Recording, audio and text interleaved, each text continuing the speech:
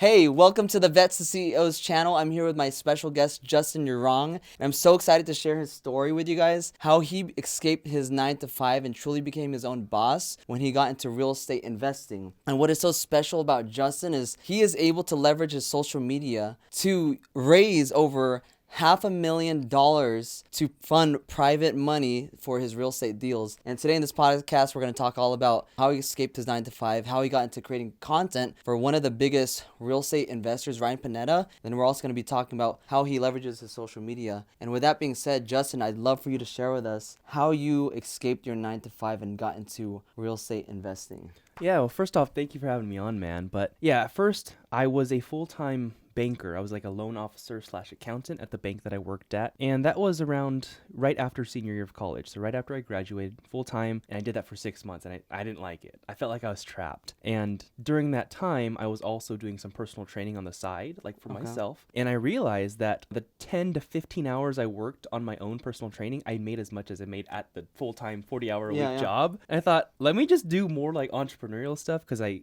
can sell stuff. I'm good at certain things. Let me try it. So then I quit the bank job. I became a realtor. I kept my personal training just as the stable income. And that was the first start and the step into the entrepreneurship world. And then I started to learn more and more about the investing because at the time I already had one rental property and I wanted to actually buy more properties, but I didn't know how because I didn't have a lot of extra money. I just knew I didn't like that whole 9 to 5. So that was the start, and that's how I got out. There's something inside you telling you you're not supposed to be here. You're not supposed to be stuck here. I had a taste of the entrepreneurship, and I was making money from it. So I was like, this is gonna work.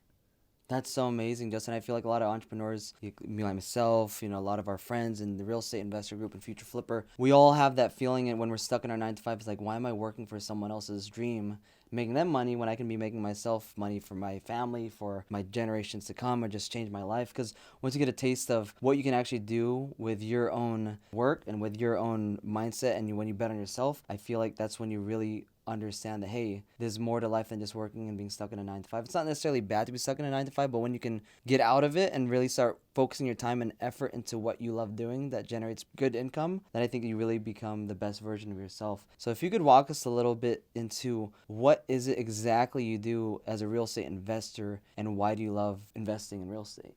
Sure. So what I do I mainly fix and flip houses. I also will wholesale some houses, which is essentially flipping houses without actually buying them. Okay. I've had one rental property, and that's what I mainly do on the real estate investing side. And you asked me like why I love it. I actually don't know if I love that aspect. Like the flipping, the transactional wholesaling, that stuff is just, it's income. That's what it's for. It's like active income. Yes. I love the pursuit of going after the rentals and the long-term holds because that's what's going to set me up for the long term in terms of saving me a lot on the taxes and just having income down the road where I don't have to work too hard at. So that's what I love about that. I also just love the people that I've met through doing things like that at a higher level. Yeah. I've met some great people that have really helped me out in my life. That's how we met too, through Future Flipper. That's exactly how we met. And so that aspect I love. It's like the transactional stuff is just, it's income. It's a means to an end. Okay. The rental properties, the long-term holds, that's kind of the end goal. That's what I love. Gotcha. So it's more so the end goal and the hunt to find that great deal. Then also the networking, because a little bit about my background about me. When I got into real estate last year, when I left the military, we kind of have the same background. I started in real estate as an agent. I was with Compass, and I went to Remax, and I got into wholesaling, flipping. That's how I met you at Future Flipper in Vegas last year, actually. We were in this room. We did a video with Jeremy and JT and everyone. We were talking about, was it a mastermind or a little meetup we were going to do? And we had at the big convention with Future Flipper. But yeah, I was doing real estate. And I thought I was in love with real estate, but as I was telling you earlier, it was more so I think I was just chasing the money, and then I just was like, I had no drive, and I had no, I didn't love doing it. And don't get me wrong, I know you can make money in real estate, but when I found that I really love making the content, and I love ecom because you're essentially making money just from a laptop, and I can be in Europe, I can be here in Vegas, I can be in California. That's where I was like, oh, this is what I really, really love. When I was in real estate, and I'm not saying real estate's bad, it's just there's plenty of ways to skin the cat. You just have to figure out what you love to do, as long as you pivot. But what I didn't like about real estate is just being stuck and having to go to those properties and having to do the door knocking, having to do the cold calls. And I'm like, I don't want to do these things. Why not follow what I really want to do instead of just chasing the money. Because you know Dean Graziosi? Mm-hmm. So I listened to one of his podcasts. He has the 7 layers deep, asking yourself why. We always say, what's your why? What's your why? What's your why? But when you really get to the very, very root of it, what is your real why? Then you can really understand, why am I doing what I'm doing? And it really pushes you to continue to do what you're doing in the times of when you're tired or when you don't want to do it anymore. Mm-hmm. And I encourage you to definitely find if you already know what your why is. It's like, that really helps out a lot. Look up the 7 layers deep of why by Dean Graziosi. Mm-hmm. But what's your why? If you don't mind me asking. Well, I don't know if I have a why like that. I just know what I'm starting to really love. And so the things that I'm really loving right now is actually the teaching of the real estate, the helping people hit their goals and their dreams. Because right now I've gotten to a point where I feel pretty comfortable as far as like living, income, that stuff. Like I feel good with it. But every time, not just from YouTube when I teach, but especially now that I've taken on actual students for coaching, every time I teach, it feels so good. That's because amazing. these people where say, hey, I'm totally lost. What the heck do I do now? And you give them options, you walk them through, and then like, all right, got a game plan, and then they come back to you like, oh, like I made 30K. Like, whoa! How does Like, it make you feel too when you see that you led your student and they got those results? dude, it's amazing because it's these people had no idea what they're doing, and they get a deal that makes $30,000. That's life changing. That's a lot of money. Yeah. That's life changing for most people. You know, their jobs are 30,000, and so someone gets that. It's especially even if I hear meeting people in person who watch my YouTube, Mm-hmm. a lot of them will come up and say, hey, like you said this one thing. I did it. Here's what happened, and it's like, Wow. it's crazy. Man. Seeing them take action just from the stuff that you're teaching. So that's really. Do you think that's maybe more of your calling as the teaching? I know you like to make content. Yeah. But you make a lot of great content on YouTube, and you're teaching essentially. Yeah, And you're very good at it too. I've always loved teaching. You know how in high school or whatever you have these math classes or whatever, and certain students like can help better Yeah. than the teacher. Yep. I was always one of those people that people are like, hey, how do you do this? And I'd help them through their math. Or That's whatever. awesome. I just like teaching. It was fun to me. It still is. Okay, that's cool. So talk a little bit about the content side of real estate. We don't want to, talk about too much about real Mm-hmm. estate. There's a lot of other podcasts for that. It's more so, how did you, when you left your 9 to 5, go from real estate to now the content side of teaching, and how do you leverage social media for that? Yeah, so I've been in real estate investing 40 years now. I've been investing in properties for that long, and I didn't start making content about it until maybe 20 months ago. So Okay. within the past 2 years, I actually started making content about it when I was confident enough to like teach the things that I knew. And as soon as I started teaching, the whole goal was really to build a brand at first. I had no idea exactly how or what. I just knew a way that I could grow my brand was just to teach people, create evergreen content that could last forever, that people could search and figure out how to flip houses. That's awesome. And so I started talking about that. I started making YouTube videos first, and then I started making shorts from Reels on Instagram and TikToks. You're not like dancing and stuff on TikTok. At first, Oh, I was. See, I always thought that's what TikTok's only for. At first, I tried everything. If it works, it works, I right? would dance, I'd lip sync. I still will if I find a funny Yeah, trend. that's good. But for the most part, most of my content's educational. And after doing it for 20 months, now it's finally starting to monetize. And it's nothing crazy so far. I'm trying to scale the income on it. Okay. This is through YouTube and Google monetization, so AdSense. No, not that actually. Affiliates mostly. Oh, so through And like deals. Future Flipper? Yeah, future. Oh, okay. So bringing if someone in- signs up, okay. Bringing in students or getting deals from it. Like specifically for real estate deals, it's brought in over $100,000 for Wow. That's real amazing. estate deals, and then affiliates, they're helping. But to get there, it took a lot of trial and error. Like, in my opinion, on social media, quality does win, but in order to get the quality, you often have to go through the quantity. You often have to put in all the work because you don't know what you're doing to get the quality. So if you have the quality, if you know what you're doing already, like, you'll be so far ahead. But for me, I didn't know what I was doing. I put a camera, I pressed record, and I just started talking. Yeah. And then over time, I started to develop, better hooks. I started develop better ways to engage the audience and keep them watching, and I'm still working on it every day. But Okay. that was kind of how it all started. I just thought I could help people, and I just started sharing what I knew. That's amazing. I like what you said there with that quality over quantity. Actually, it reminds me of one of these reels I saw from Alex Hormozy. He was saying that quality always beats quantity, but you got to have quantity to have great quality. Yeah. And I was like, wow, that's amazing. That's great. It's like That's a tongue true. twister. Yeah. That's true. Yep. That's amazing. And so when you're making these like educational videos, what goes through your thought process on, like, for example, say you want to teach someone, like, how do you leverage your social media? If you want to share with that a little bit, how do you leverage your social media to be used more so as a tool to build some sort of income instead of just use being a zombie and scrolling. But sometimes I fall victim to that, just Yeah. like scrolling. Like I tell myself when I wake up, do not touch my phone. I leave it off, you put it over all the Right. way over there, and then do my morning routine, and then go touch it at 12. Because once you start scrolling, you're stuck in that endless Right. loop. No, that's true. So for the social, yes, you have to be very intentional if you want to treat it like a business and make money from it. Okay. So my audience isn't that big. As of right now, there's a little over 5,000 Instagram followers, 1,000 YouTube subs, 2,000 TikTok followers. But what if I told you with that audience, it's made me probably around $150,000 so far Wow. just from that. And you said you just started 20 weeks 20 ago. months ago. 20 months ago. Yeah. Wow, that's amazing. Yeah, but how to do that is, one, I am in a higher dollar niche, real estate. Mhm. So if I get one deal from it, I could make 30K, 70K. And just from social media too. Yes. But in order to do so, whatever for your audience watching is they can talk about anything. But the goal is if they want to monetize it, they have to think of the target viewer that they're trying to reach. Okay. And really just try to attract as many of them so that they can either sell to them or whatever they're trying to do. So for example, for me, my niche at first when I started posting, I didn't know what I was doing, but I figured out who I was trying to reach. And I was Okay. trying to reach the brand new investor and the brand new wholesaler to teach them how to do stuff. And then I realized as I was reaching these new wholesalers, especially if they were in my market, they would start sending me deals. They'd be like, hey, I watch your content, you're teaching me how to do this stuff. I got a deal, I think it's in your market. And I'm like, oh, let me analyze this deal. And you just kind of get that over and over again. I'd start to get calls from random numbers. Hey, I got a deal. And then I thought, oh, let me continue to make content targeting the amazing. wholesaler. So Okay. a lot of my content, not all of it, but a lot of my content still today is teaching people how to wholesale, the new wholesaler. Because those are the most hungriest people at the beginning too. Yes. They're looking for the deals, and essentially they're almost becoming like your affiliate marketers Yes, because I'm- now they're bringing the deals to you, and they're not necessarily on the team, but they're bringing the deals that Yes. you partner on. And they trust me so much that I become the first buyer in their list. Wow. So as I'm teaching them how to wholesale, how to find deals, here are the things you're going to run into, here are the problems. They're like, this guy's helping me so much. Let me, as soon it as, builds the trust already. Yeah. yeah, if you give so much, someone just wouldn't want to give back. It's just natural. It's human nature. That's why people, salespeople in jewelry stores offer people water. They give something. That's so true. And they're like, oh, they're going to be more likely to buy something to give back in Yeah. return. I don't know if you're spiritual, but they always what I learned in church.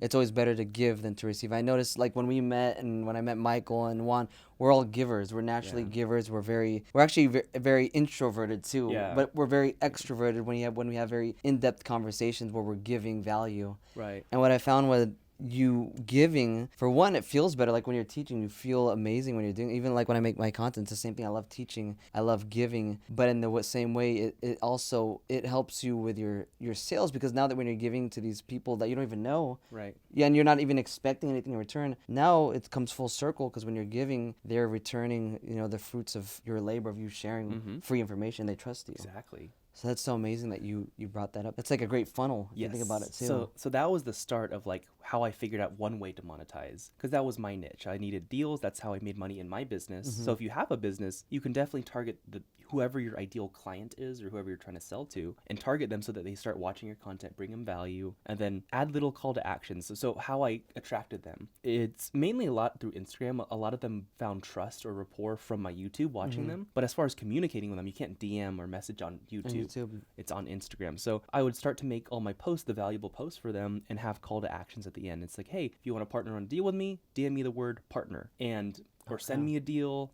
I'd say things like that at the end of videos, in the video and in the captions, and then I start getting DMs, and I'm like, oh, Take action. So that was one way. The other way to monetize that I found was through just affiliates. So keep in mind, my YouTube is not monetized in terms of ads yet, but with affiliates, so I'm a part of a coaching program called Future Flipper. They're one of pretty much my biggest affiliate, where if I am able to attract a student, because there's a lot of people asking me to coach them because I'm teaching so much. Okay. And I've always had to be like, hey, I don't have a coaching program, but I'm part of a program. If you want to join, here it is. And so if they ever joined, then I would get an affiliate split. And that's another way that I can earn income. And to target those people, it's kind of similar because it's the same kind of audience who needs help. Yeah. They just want to learn. So it's pretty much targeting the same exact audience, but then have different call to actions. So if I ever needed a deal, I'm like, hey, let me have more call to actions for It's the keyword. the keywords. essentially.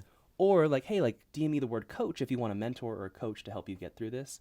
So those were two ways. And then you have different funneling systems Yes. for acquiring that customer. And the same exact thing for private money and rate. So like you said in the beginning, So yeah, how did you raise $500,000 just from social media? That's very yeah. interesting. At first, at first, most of my lenders, my private money lenders, first of all, for the people watching who are not familiar with real estate, if I find a deal and I'm looking to buy it, oftentimes, or now, I don't use my own money.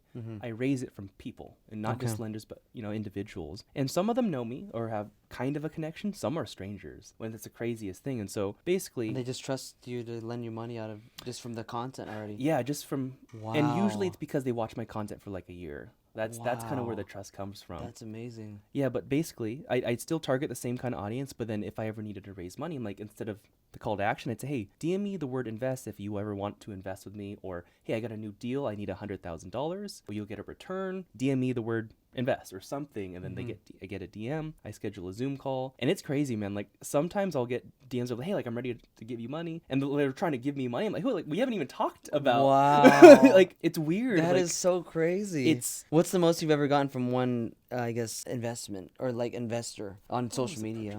on social media Yeah. specifically. On social media specifically, maybe around six. I think it was only 60,000. So they're all From little one chunks. person. From one person. Wow, that's Yeah. crazy. Because sometimes on deals I'll have one person for a certain amount. Well, sometimes I'll split it like partial amounts to raise. It just kind of depends on. But still, the fact that you're able to do that just from Instagram and YouTube, social media, Yes.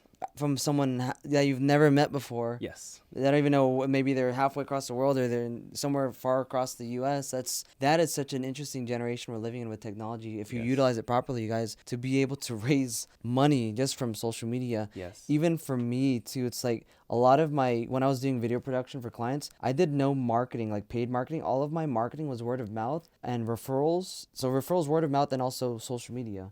Just posting content, because when people see your work, they see your value you're giving for free, they want to work with you. And then the same with, say, for example, you have a course. If you're already giving free value, like we were saying earlier, give free value, don't expect anything in return, and know your target audience, know your avatar, who you're looking for, and cater to that specific audience. Then that's how you're able to, I guess, funnel them into your sales channel, if you want to call it that, or whatever funnel you want to go into. Yeah, and it's important for whoever's watching to know that this is only possible because I gave out so much value for 20 free. months for free. Yeah.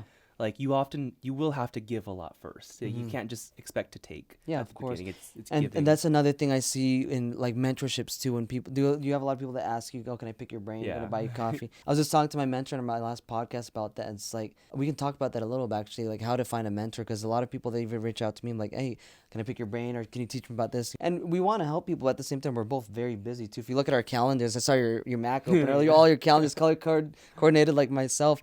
It's like we're so busy. But what would you recommend for people that want to find a mentor, or even like to reach out? What is your way where you feel like, hey, I know they want to learn from me, but I don't feel like I'm being taken from. I feel like I'm giving value, but they're also giving value to me. Right.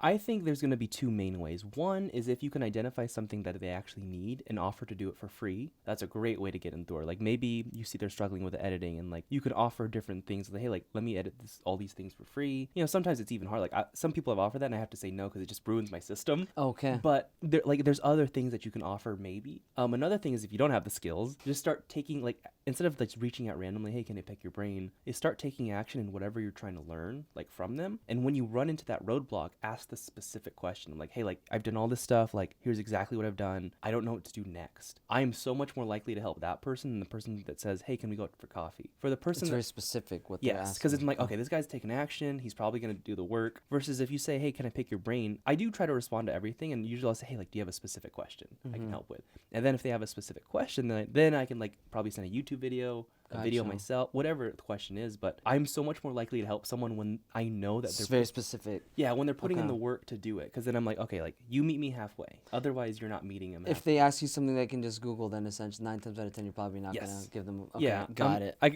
If I wanted, and I'm not mean, I could say Google it. Like, have you seen? There's this thing I remember when someone would ask something that you can find on Google. You look it up for them and you put it on this search thing, and it shows a video of the mouse moving and going to Google, and it types in how to raise $500,000, and then you send that to them and it shows them how to search it on Google to find it. I was laughing when I saw that.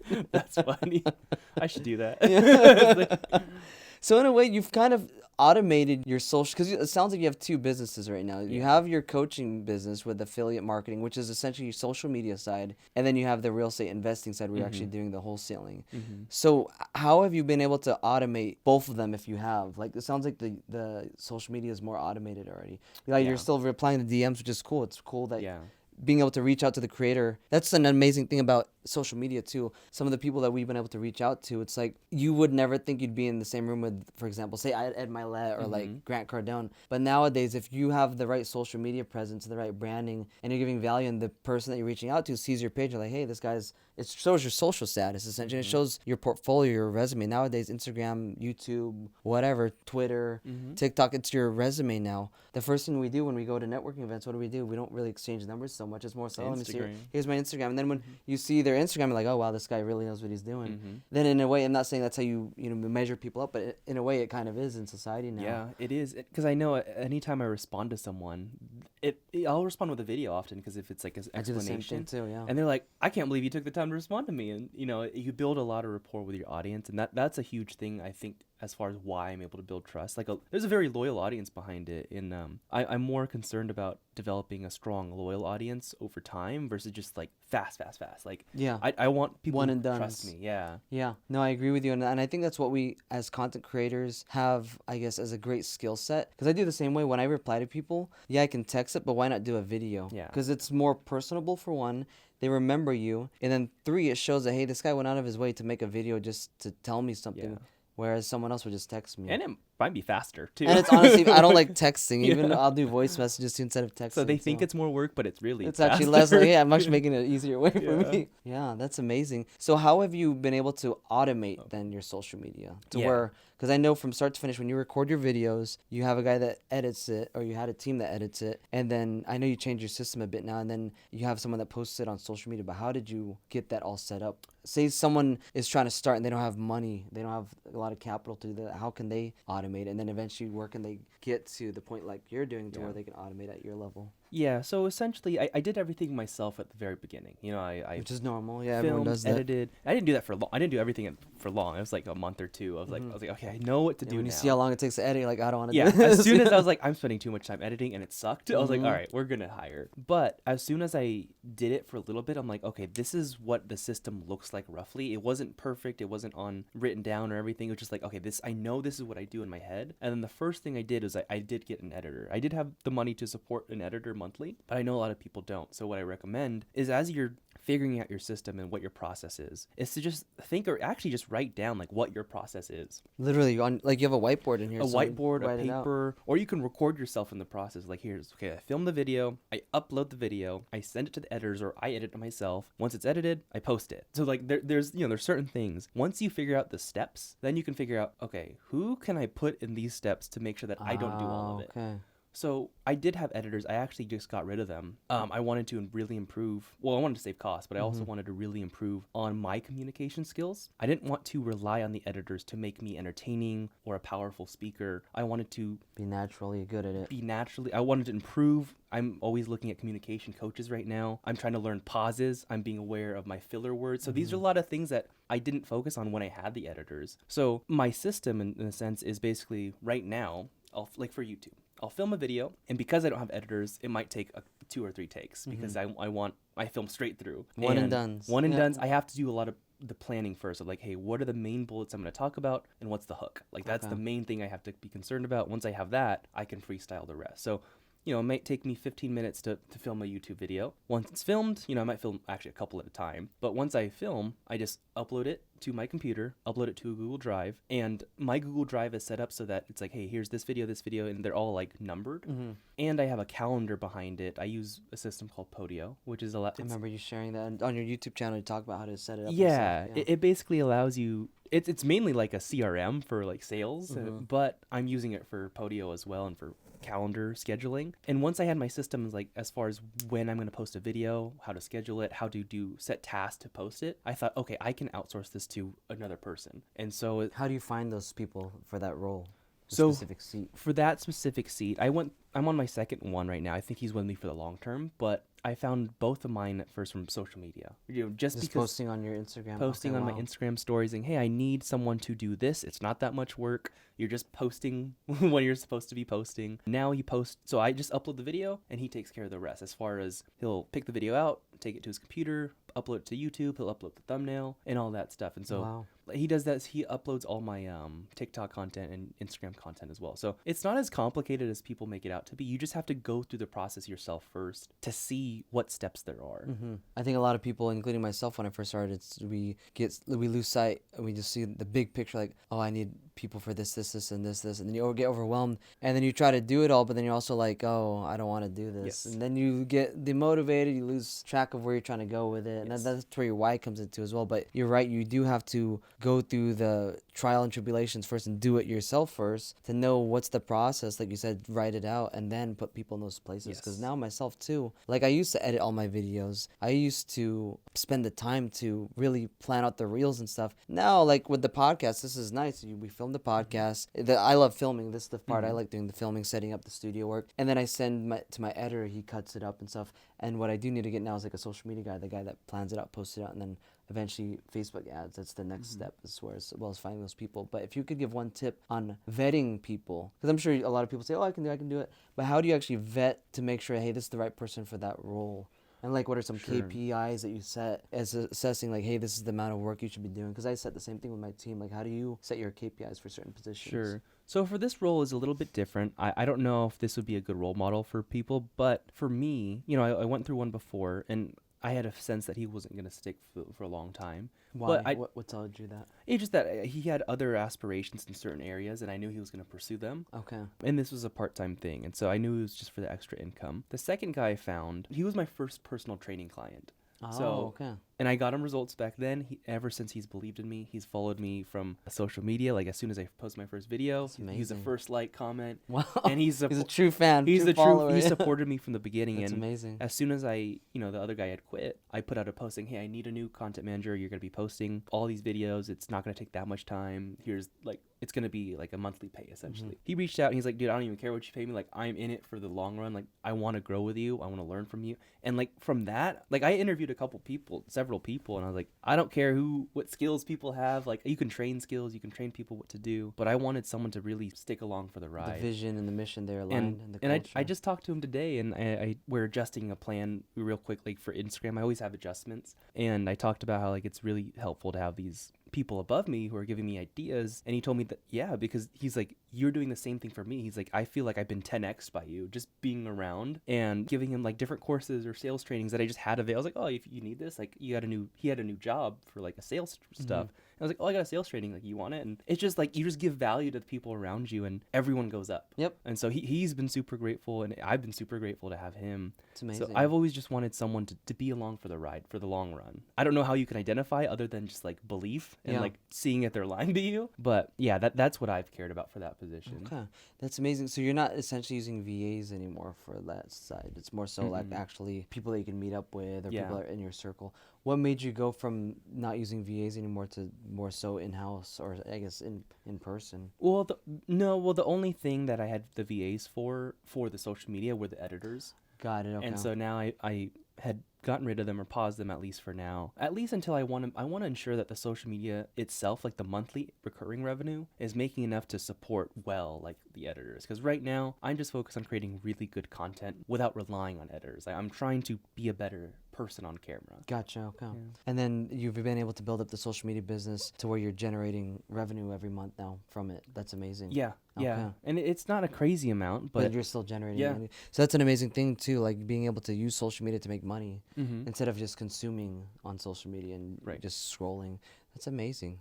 Congratulations, bro. It's a big accomplishment. Not a lot of people can do that too. Thank you. So what are some of the things you're working on now? Like what's one big goal that you want to accomplish maybe at the start of this year going into next year with your social media, or what other goals, maybe a course or something? Sure. So there's two main things I'm focusing on. One is just growing the brand on social. And so the only way to do that is the consistently posting, the consistently trying to get better. So that's one of the big priorities. Another thing that I'm implementing is I am currently, as of right now, hiring and onboarding 23 interns for my real estate. For what? What exactly? They're going to be making offers for me. Oh, okay. Yeah. So you're building your own team essentially? Yeah. like wholesaling team? Yeah, well, these are interns, but Okay. they all want to learn how to do it. And I figured I have a system of exactly how I get deals. And now, before, instead I was making all these offers, 20 offers a day on the MLS. I was making so many Yeah. offers. You used to license too, huh? As an agent. Oh, I am. Yeah. Yeah. I No, know. I was an agent too. So it's like I when know you're you making did. those offers, it's like, oh, I gotta type this offer Yeah, up. And so many offers, so much time out of my day. But now, with me and prioritizing the social, with me now coaching students, I thought, okay, I need help with automating the real estate, the marketing of the real estate, and getting deals. And I thought, okay, if I'm gonna make 20 offers a day and I don't want to do that anymore, how do I replace that? So right now I'm getting 23 interns. Their goal is to make at least 3 to 5 offers a day. Yeah. I don't expect all of them to do it, but if even half of them do it, like, it's gonna be way more Then just you doing than it. I would have Yeah. made. It's 10xing. And I'm teaching exactly how I do it. They're gonna be happy. They're gonna learn, and hope. I don't know, if I have good ones, they might stay. I want to ask you that too. Like, how do you ensure that you have a or you have a high retention rate where you can keep these interns, where they're not just gonna get the information then run with it? Like, I mean, well- you'll never know that honestly, but how do you circumvent that if you're really trying to protect your brand and build your business? I don't think you can. I mean, I Okay. expect a lot of them to, because that's the purpose. I want to teach them how to do it, especially for their own. Like, that's kind of what a lot of these people want to do. But I anticipate if there's 2 people who do really well and they're like, hey, you've taught me all this. I want to be on board. How can I keep being on? I love that. Okay. But the purpose is just to teach. It's a kind of like right now, until I see proof and evidence that they can do what they're supposed to do. Until now, it's transactional. It's like, hey, like, you do this, I'll teach you this. Gotcha. Let's see what happens. Okay. Yeah. That's amazing. And what's one big setback that you've had? It could be in real estate or content that has really taught you a lot to where it's like, wow, okay, I learned from that experience.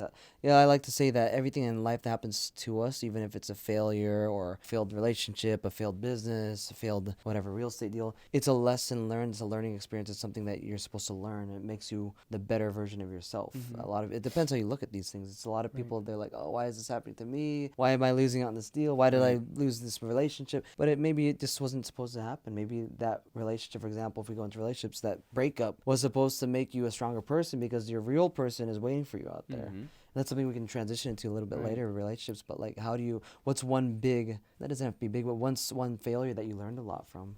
The biggest thing is going through this recession right now. So I know a lot of people you're watching there might not be in real estate, but we're going through a recession right now. Like, For people that don't know what that is, what is a recession? well, right now with the recession, just to give an idea in simple terms, imagine the last year a seller or a homeowner will list a house for sale for $300,000. They'll get 320. Like that's what More they'll than get it very fast. Now imagine listing that same house $300,000. You were not going to sell it right away like it was, and you'll probably get like $270,000. So it's Wow. completely shifted how fast people can sell homes. Okay. And I'm flipping houses, so I'm ticket products, Yeah. essentially, with a lot of your money leverage too. yeah. So I'm see. learning what's working in a recession, what's not working. I'm learning what's failing. I'm working, and now I've understood how to go through it and how to approach the next one, how to plan for it. Because I saw it coming. Like I saw the trending downward, but then I thought, okay, I can adjust these numbers. I didn't adjust enough. And I'm still going to be fine on them, but I know I could have been so much better if I knew how much things were going to be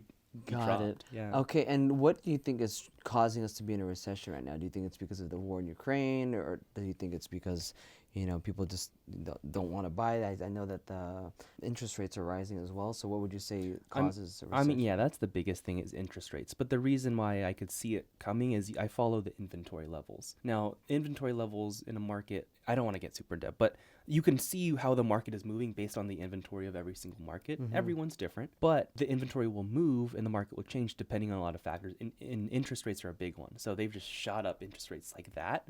And it leads to stuff like this. I see. So when the interest rates are shooting, it's like a combination, like they call it the trifecta. Yeah. When the interest rates are higher and then you have a high inventory but no demand, that's when you're essentially in a recession. Right. Gotcha. I'm kind of experiencing the same thing when I'm trying to sell my Tesla. I'm like, someone buy my Tesla Model X, but no one wants to buy it. Last year I had my Mustang and brought it from Germany. I even made money on it. It was an old Mustang, but it was when there was a shortage of the chips for vehicles, and someone bought it just like that. And I have my Tesla posted for a few weeks. No one wants to buy it. I'm like, it's a nice car. I'm like, there's nothing wrong with it. It has the unlimited supercharge too. But it makes sense because we're in a recession right now. People are scared. Yeah. People don't want to buy. But also, if as an entrepreneur, investor, just making money on your money, what's your thought on this quote? People always say that when people are scared and people are running and people are selling, that's the time to buy. What's your belief on that? I fully believe it. And Okay. I know it because I'm seeing it now. Is as this recession has come, a lot of people are just stopping business completely. Everyone's terrified of like losing money. Well, all the smart investors that I know, and this is what I'm doing, is I'm still doing the same thing, except I'm having to make major adjustments to continue the operation. It's Mm-hmm. I'm just being more conservative with like crunching the numbers and planning for things to last a lot longer. Like you just have to adjust like crazy, adjust your strategy. Maybe right now I'm not flipping as much. I want to do more wholesaling, which is less risky in this recession time. Mm-hmm. And so I'm seeing everyone scared, and I'm seeing in the next 6 months, I'm really anticipating there's going to be a big gap that's going to happen from the Gotcha. people who are still going all in versus the people who stopped. And it's going to come. It's going to be very evident in Yeah. the next 6 months. No, it's not just real estate. Everything is Yes. starting to plummet. Look at Bitcoin. Mm-hmm. It dropped down from what 55,000 per share to now it's like what 16 or 18,000 Yeah. per coin. I'm like, that's so crazy. Yeah, and I know that there's gonna be a lot of scared crypto people right now, but as it's down, I'm sure a lot of people are buying. Good time to buy Bitcoin, you Yeah. guys. Really, Exactly. we're not tax advisors. I know, I And was we're like, yeah, not. but- Don't go off. This is our personal opinion. Put a disclaimer on the bottom. No, okay, that's Everyone awesome. loses all their money. Like, oh. don't buy dog coin like I did or Dogecoin. Yeah, bro. Wow, that's amazing. So okay, so investing in real estate, that's amazing. Then also your social media presence is absolutely killing it too. Maybe what's one tip you would give for someone that's wanting to really leverage their social media to monetize it in a way to where maybe they're not in real estate, maybe they're in like e-com. Mm. What would you recommend to them as far as posting? You did mention that, hey, post free value, post something where you're teaching. I learned for my content on YouTube or even just Instagram, you want to have the 3 E's. So my tip to give out is you want your content to be exciting, entertaining, and educating. Those are the 3 E's. So that's my tip. But what would you say your tip is if someone's wanting to get started on social media to leverage it? To leverage social media and actually make money on it, so it depends on the resources or the skills they have available. A lot of people think that they can simply start teaching something and grow really fast, but really, if you don't have all the credibility behind it, like you have to realize growth will be slow. You look at these big creators, Graham Stephan, Ryan Pineda, Alex Hormozy, in terms of why they grew so fast. They had a very strong credibility backed behind them, behind what the words that they were saying, and so They actually preached and they walked the they walk. did it. Yeah. And so a lot of people think, hey, I'm not growing fast. It's probably because you don't have as much credibility. So if that's the case, it doesn't mean that you can't still grow with content. If that's the case, you have to find other ways to bring value. You can be more entertaining. You can educate specifically for a smaller niche. Like if I'm new to real estate, I'm still trying to teach real estate investing online. Instead of competing against like a Ryan Pineda or a Graham Stephan in the real estate, I might teach, hey, if you're in Fresno or if you're in California, like doing real estate investing, here's how you do this. Like you can stand out in different ways. See, okay. Just to Get get the low hanging fruit. an essentially. audience that no one else will reach. So you can do that at the beginning. If you're funny, you attack the funny. So I would say like identify what kind of strengths you have, and if you don't have any strengths, you're gonna have to do the volume. You're Yeah. gonna have to do a lot of quantity, and just you're gonna get better. So I advise anyone. What would you say your strengths are right now that you've identified? Right now, I've identified I'm really good at teaching. Mm-hmm. I'm really good at speaking at a pace that people can understand with teaching, and because of that, I've also noticed other things that maybe I'm not good at. Like I've noticed that camera presence is still something I'm constantly trying to work on. Like after talking to communication coaches or seeing their work, I see, okay, like I need to show more personality with my face to More expressions. so and the emotions, animation. the showmanship. I'm still working on. I'm a lot weaker on that. But the actual teaching, I feel very confident at. Mm-hmm. So that and with that as one of my strengths, I started off with that. I just started teaching, and over time, I realized, okay, if I just keep working at it, the showmanship, the personality, it's gonna come out. It's gonna come out. I have to constantly be aware of it, though. Gotcha. It's like putting in the reps. Yes. It's like when you're doing the cold calls when you don't want to do them. You have to do them, but eventually you're gonna get so good at it. You're gonna be like the Wolf of Wall Street. I think of it a lot like the gym. You know, Mhm. with social media, you might not see results for the 20 months. The gym, like if you are consistent, you're not going to see the results even in a week. You're that's gonna it's true. going to take a long time to see true results. That is true. True change. Something I want to hit on in social media, since you're a creator as well, I feel it sometimes, actually a lot of the times. How do you stop getting so obsessed with your engagement to where, you know how you're making content all the time, like, oh, my reel only got X amount of views or X amount of comments, or maybe I got hit by the algorithm, now I have like 1 view. I'm like, what's going on? How do you get out of that mindset of always being so based on what is my analytics and my engagement telling me, and just change your mindset to more so, hey, how do I just give without being so obsessed with the numbers, because that's something I'm trying to work on myself, Interesting. and I know there's plenty of people out there that are starting. They get obsessed with it. And that's what social media is, you guys. It's a drug essentially. Mm-hmm. They have designed it. They're very good at it. Twitter, Instagram, YouTube, all of them, to make it to where it's a drug, to where you're so addicted to it, and you get addicted to these numbers, the comments, the likes, the views, to where it also kind of affects people's mental health if you think about it. Mm-hmm. From what I remember watching on one of these YouTube videos is when you're getting a like, when you're getting a comment, when you're getting all these views, it hits something in your brain to where you're getting an instant fix of, I think it's a dopamine release. It's the same as, what is it, sex, they say? It's the Mm-hmm. same dopamine release as sex, which is crazy. What you get from social media when you're getting all these likes, and when you're so fixated on, you're like, oh, where's my next like, where's my next like? You're always so stuck on Instagram and social media. How do you avoid those pitfalls, especially being so Right. invested in social media as your business? It's funny you asked me that. It took me time to think as you're talking, but I remember going through that same thinking at the beginning for a long time. And it really wasn't until I shifted my frame of thinking to focusing on something different. So instead of focusing on trying to get as many views or likes or engagement, the goal instead became, how do I just get better? How do I make better content? So instead of looking at my videos and looking at the views, I'd look at my videos and see how I talked, and then see how the edits were, and then see how the lighting, maybe what adjustments I could make. So it became a game. I gamified it. I like It that. became like, how can I just crush this, and how can I be so good that over time, if I just do this every day trying to get better, how will it be just so good that I can outwork everyone? It's going to outperform everyone. So it shifted, but also on top of that, I think it also just became, I became busier with like real estate and the Yeah, other stuff you that don't have time. I didn't even look at stuff. There's been times where I'd look at I just randomly check my engagement. I'm like, oh, like, I got a lot of views, or like this did Yeah. good, and like let me repost this one. But for the beginning, I remember being obsessed with that stuff. It wasn't until I shifted thinking to just try to get better, and it became fun too. It became less stressful. Yeah. Because now you're not so obsessed with the results from what you're getting. It's more obsessed about how can I improve my Yes. delivery or my content. Yes, that I'm because putting at out there. first, the goal is, hey, maybe I want a million followers, a million subscribers, whatever it is. But then you break down the goals, like how do I get there? And at the end of the day, it's like if I post, one YouTube video a day, if I post one TikTok a day, and I do that for 10 years, I'll probably get there. So Yeah, so for then sure. it becomes, how do I change my perspective to do those goals and only focus on those? Okay. And then every once in a while, you can, every month or so, you can check your actual engagements and stuff to see, okay, like maybe these videos can do good. What can I shift? Because the focus is always, how do I just get better at it? For sure. Definitely. It's always about improving yourself. I like to believe that you should always become the best version of yourself as much as you can every day. And the moment you stop moving forward and you start standing still is when you're essentially moving backwards. Especially with social media too, you want to really build those relationships. And to go into like our last topic too, I always love talking about relationships.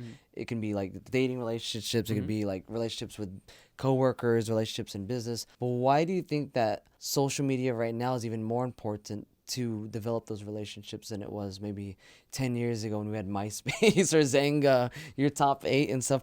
Like, why do you think that developing relationships are so important and crucial in today's era? I think the biggest thing that I've seen with social media in terms of relationships is it kind of helps you attract or get close to the people doing the things that you're trying to do. So a lot of my relationships have come from social media. All the people I know, the high performing people who are doing well and just going after it, a lot of them I just found on social media. You connect, you leave a comment, leave a message, you become friends, you go to a meetup, and it starts because they're putting out a certain type of energy or a certain type of Vibe. a vibe Yeah. out that fits what you're looking for. And whether people realize it or not, that happens on social media everywhere. It's not just the good vibes. If someone's sad, I guarantee they're going to really identify with the sad content, the sad memes. They're like, That's yeah, so this, true. Yeah. this. But if you're feeling happy, you're energetic, you're trying to hustle, you're probably going to be attracted to the people doing the same thing, and you're probably going to try to meet them. And Yeah. it naturally brings people together who are like them. That's so amazing you said that.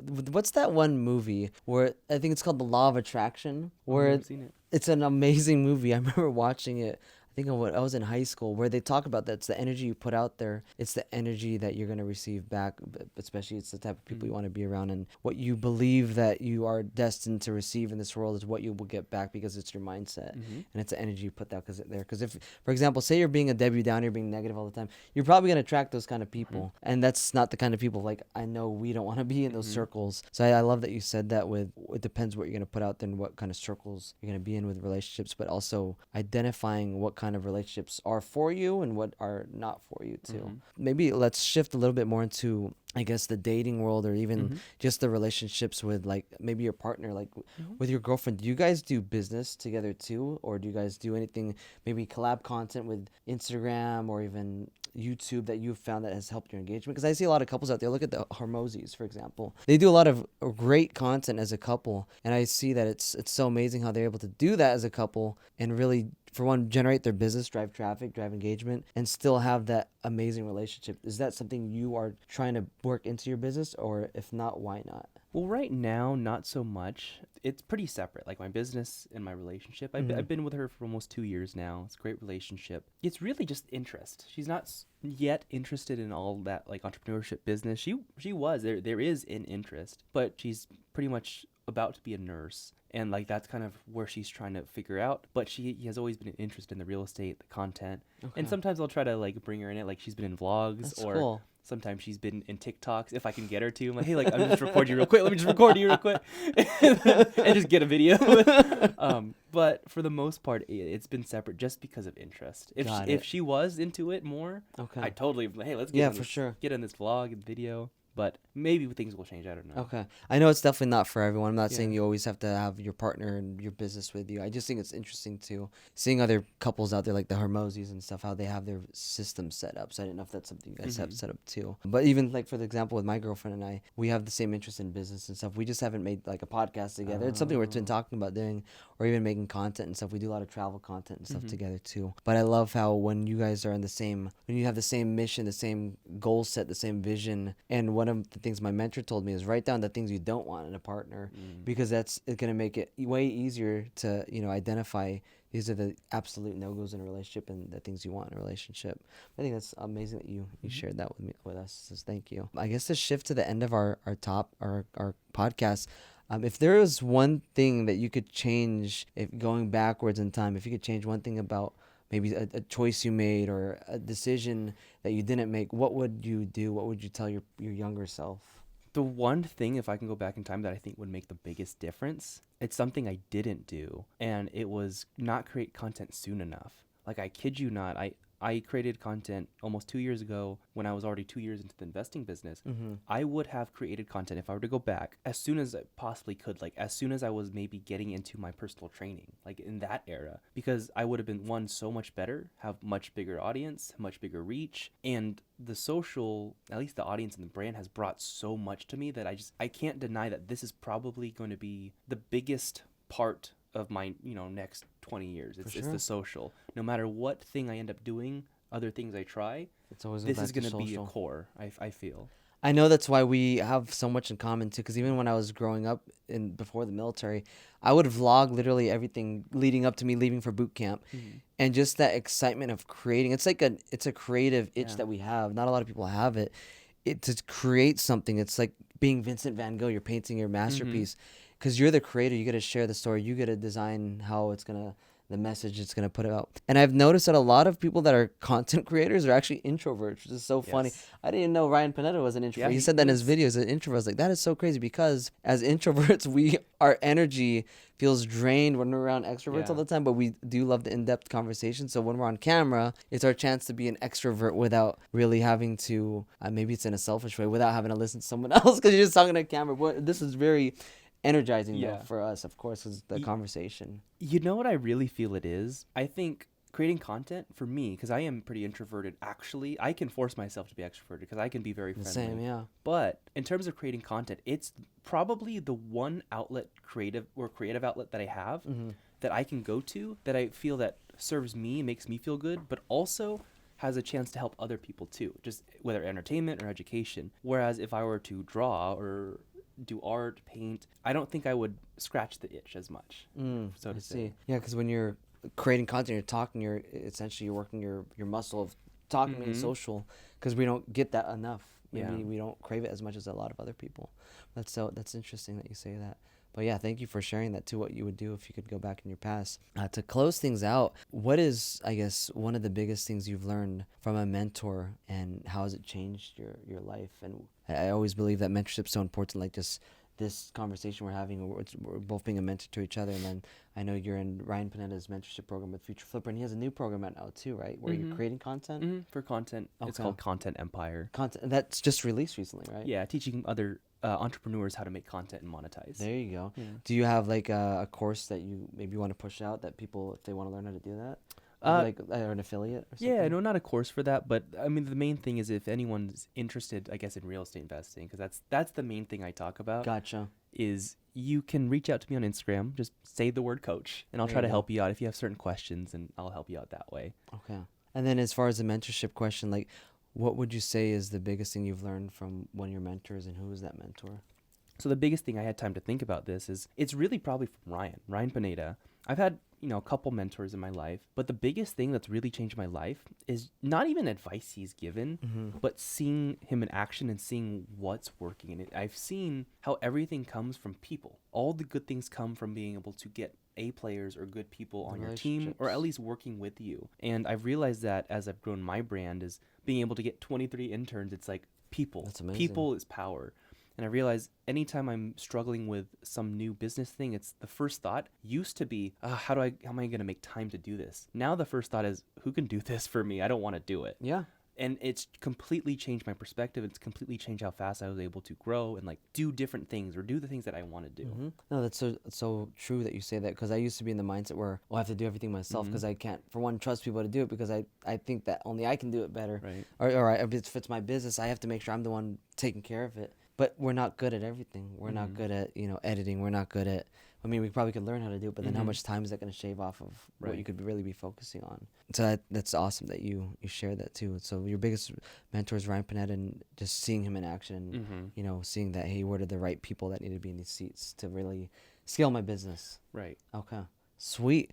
Well, Justin, thank you so much for being on our podcast, Vets to CEOs, and for sharing your valuable story, and then all the tips that you shared on social media, and then how to really become your own boss and leverage your social media. If anyone is wanting to follow Justin, definitely, if you want to push out what your Instagram is, we'll put it down below. Yeah, if you want to reach out, have questions, just my Instagram is at Justin You're Wrong. So it's just my name. Last name is YURONG. There you go, you guys. Hope you guys enjoyed this podcast episode. If you guys would love to see another episode with Justin, definitely comment down below what you would like us to talk about next time. And if you guys have any questions, definitely feel free to reach out to us, and definitely give Justin a follow. Until next time, thank you guys, and we'll see you guys. Take care. Peace.